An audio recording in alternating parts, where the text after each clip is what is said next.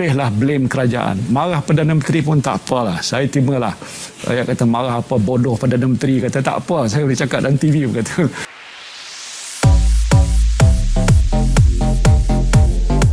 Gelaran Abah yang diberikan kepada Perdana Menteri Malaysia ke-8 melambangkan betapa dekatnya figura bernama Tan Sri Muhyiddin Yassin dengan rakyat. Selepas melalui pelbagai liku dalam dunia politik, turun naik jawatan, Tan Sri Muhyiddin Yassin akhirnya dilantik sebagai Perdana Menteri Malaysia selepas Yang di-Pertuan Agong Al-Sultan Abdullah Riayatuddin Al-Mustafa Billah Shah berkenan memilihnya untuk menggalas jawatan tersebut pada 1 Mac 2020. Selaras dengan perlembagaan persekutuan, beta telah mendapati Yang Amat Berhormat Tan Sri Muhyiddin bin Yassin telah mendapat kepercayaan majoriti ahli-ahli Dewan Rakyat. Tan Sri Muhyiddin Yassin atau nama sebenarnya Mahyadin Mohamad Yassin dilahirkan pada 15 Mei 1947 di Muar, Johor. Beliau merupakan anak kepada pasangan ulama terkenal Muar iaitu Haji Muhammad Yassin dan Hajah Khadijah. Muhyiddin memulakan karier politiknya pada 1971 selepas dilantik sebagai Bendahari UMNO Muar Pagoh dan seterusnya diberi kepercayaan menjadi Ketua Pemuda UMNO Pagoh serta Setiausaha Pemuda UMNO Johor 3 tahun kemudian. Beliau terus mengurat langkah dalam dunia politik dengan menjadi Ahli Dewan Rakyat selepas memenangi kerusi Parlimen Pagoh sejak 1978.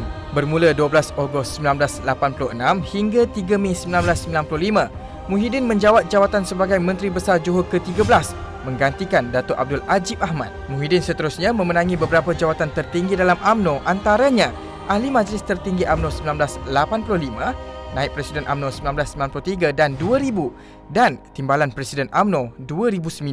Beliau juga pernah memegang beberapa portfolio menteri, antaranya Menteri Belia dan Sukan, Menteri Perdagangan Dalam Negeri dan Hal Ehwal Pengguna, Menteri Pertanian dan Industri Asas Tani dan Menteri Pelajaran.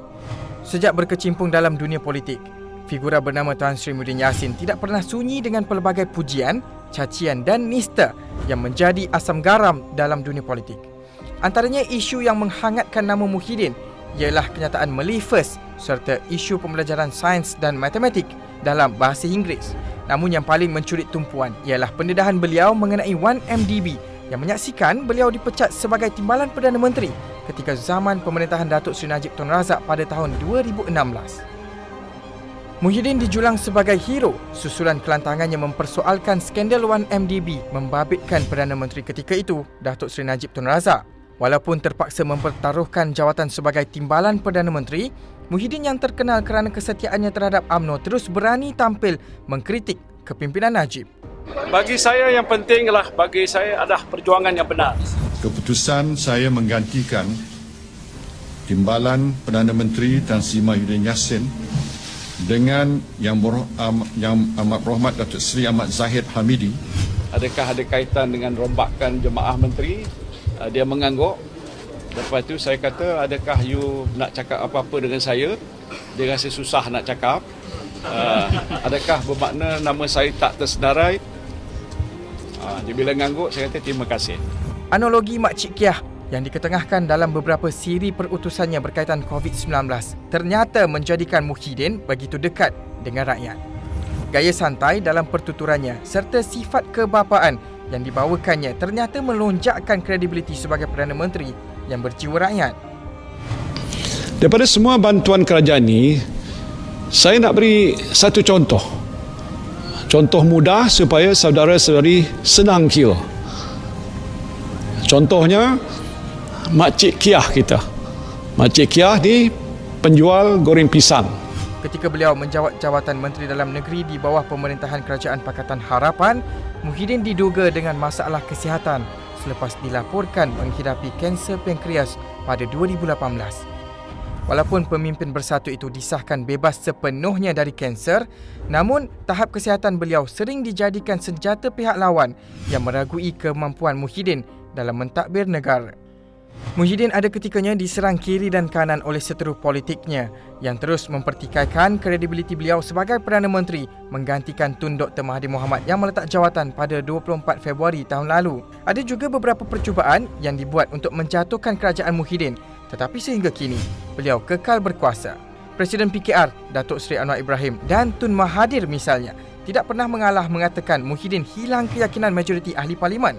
Malah, Anwar juga mendakwa memiliki 113 sokongan ahli parlimen untuk menubuhkan kerajaan baharu dan turut menghadap Yang di-Pertuan Agong pada 13 Oktober lalu. Dengan sokongan dan majoriti kukuh dan meyakinkan, bermakna pada saat ini kerajaan pimpinan Tan Sri Muhyiddin Yassin telah jatuh.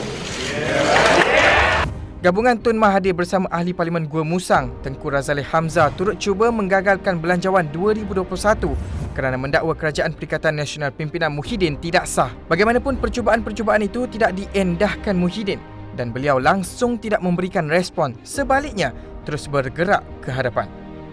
Ketika masih setahun jagung memerintah negara, kredibiliti Kerajaan Perikatan Nasional pimpinan Muhyiddin diasak hingga digelar sebagai kerajaan gagal. Ini susulan kegagalan Muhyiddin membawa Malaysia keluar dari belenggu pandemik COVID-19 walaupun sudah hampir 2 tahun wabak itu melanda negara.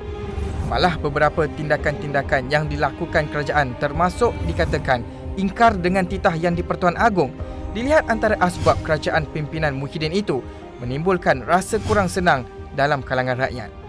Perdana Menteri Tan Sri Muhyiddin Yassin hadir ketika negara berhadapan dengan krisis kesihatan, ekonomi dan politik.